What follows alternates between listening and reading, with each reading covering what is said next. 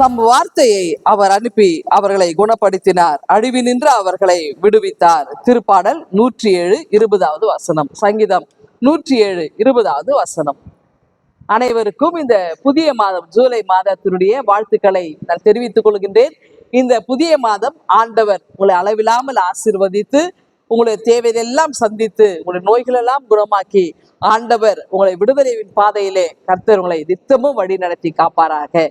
இந்த சமாதானத்தின் மாதமாக, மகிழ்ச்சியின் மாதமாக இந்த மாதம் தொடர்ந்து வழி நடத்தட்டும். நாம இந்த நாளிலே சொன்ன இந்த வாக்குத்தத்த வசனத்திற்காக நான் ஆண்டவரை ஸ்தோத்தரிக்கிறேன். அப்ப ஆண்டவர் நாம எல்லா விதமான தீமைக்கும் நம்மை நீங்களாக்கி விடுவிக்கின்றார். அதற்கு காரணம் அவருடைய வார்த்தையை நமக்கு அனுப்புகின்றார், அவருடைய வசனத்தை நமக்கு அனுப்புகின்றார். அவருடைய வார்த்தையை நம்மை குணமாக்குகிறது. அவருடைய வசனத்தை நாம் கேட்கும்போது, அவருடைய வசனத்தை நாம் தியானிக்கும் போது அவை வெறுமையாகி போவதில்லை, அதை நமக்கு குணப்படுத்துகிறதா இருக்கிறது.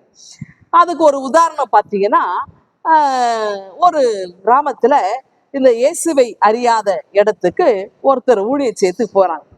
இந்த கிராம ஊழியத்துக்கு போகும்போது என்ன பண்ணி இந்த திருமறையை காசுக்கு விலைக்கு விற்றுருக்குறாங்க.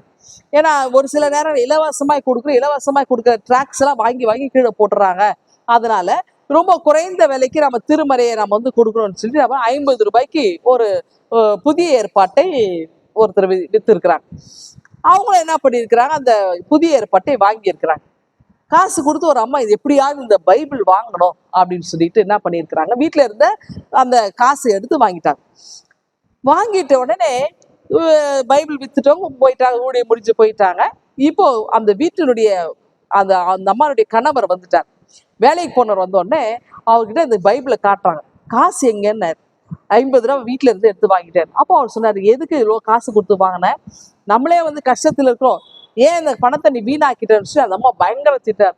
அப்படி வாய் சண்டை, பெரிய சண்டை ஆயிடுச்சு. அப்புறம் அந்த பைபிள் என்ன பண்ண, 2 பேரும் இந்த பைபிளை கூட கிழிச்சிடும், இந்த அம்மா பிடிங்க இவர் பிடிக்க, இந்த பைபிள் 2 பேரும் இழுக்க 2 பேருக்கும் பாதியை கிழிஞ்சிடுச்சு.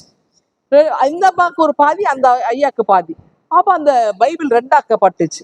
உடனே என்ன பண்ணாங்க, அந்த அம்மா பாதி பைபிள் எடுத்து அவங்க இதில் வச்சுக்கிட்டாங்க. இவர் என்ன பண்ணிட்டாரு, அந்த பைபிள் இன்னொரு பாதி எடுத்து பையில வச்சுட்டு போயிட்டாங்க. தூக்கிட்டா. மறுநாள் காலையில அவங்க பணிகளை செய்ய போக ஆரம்பிச்சிட்டாங்க. இப்போ 2 பேரும் அவங்கவுங்க வேலைக்கு போயிட்டாங்களா. இப்போ இந்த அம்மா என்ன பண்ண, கூலி வேலை தான் இந்த அம்மா போயிருக்கிறாங்க.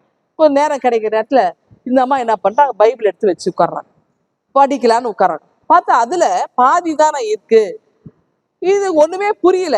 ஏன்னா அதுல பாத்தீங்கன்னா அவருக்கு நல்ல ஒரு உயர்ந்த அந்தஸ்து உடைய மோந்திரம் போட்டிருக்கு, அப்புறம் காலணிகள் கொடுக்கப்பட்டிருக்கு ஒரு மகனுக்கு, அப்புறம் விலை உயர்ந்த ஒரு ஆடை கொடுக்கப்பட்டு அவருக்கு நல்ல உணவெல்லாம் கொடுத்து அடித்து புசித்து ஒரு விருது ஏற்பாடு செய்கிற மாதிரி ஒரு கதை இருக்கு.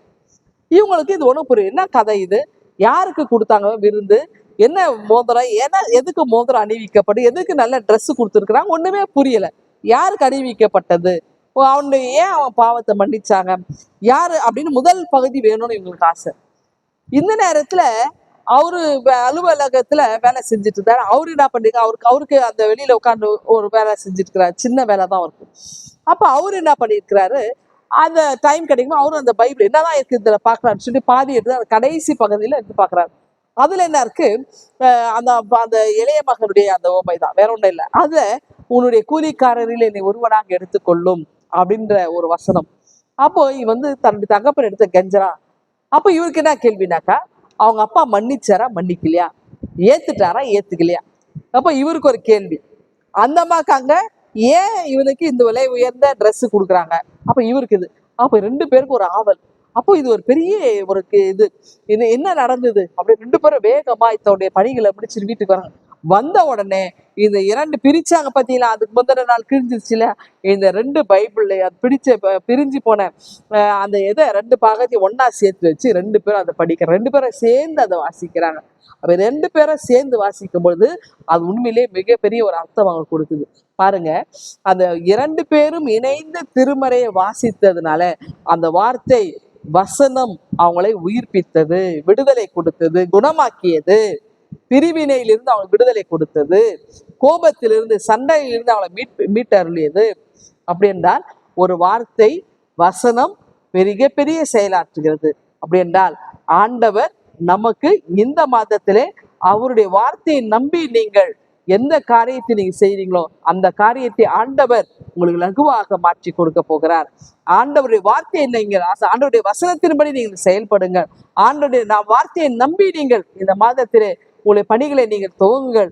எந்த காரியமாக இருந்தாலும் ஆண்டவர் நிச்சயமாக உங்க வாழ்க்கையிலே ஜெயத்தை கொடுக்க ஆயத்தமாக இருக்கிறார். அப்புறம் என்ன, ஆண்டவருடைய வார்த்தையை நீங்கள் முற்றிலுமாய் நம்பி இந்த காரியங்களை செயல்படுவீங்களா? ஆண்டவர் இந்த சிந்தனையோடு உங்களை ஆசீர்வதித்து காப்பாராக. ஆமென். எங்கள் அன்பின் ஆண்டவரே, உங்களுடைய வார்த்தையை நம்பி நாங்கள் இந்த மாதத்தை துவங்குறோம். ஆண்டவர் எங்களுடைய வாழ்க்கையிலே ஜெயத்தை அருள்வீராக. ஜெபிக்கிறோம் எங்கள் அன்பின் கடவுளே. ஆமென்.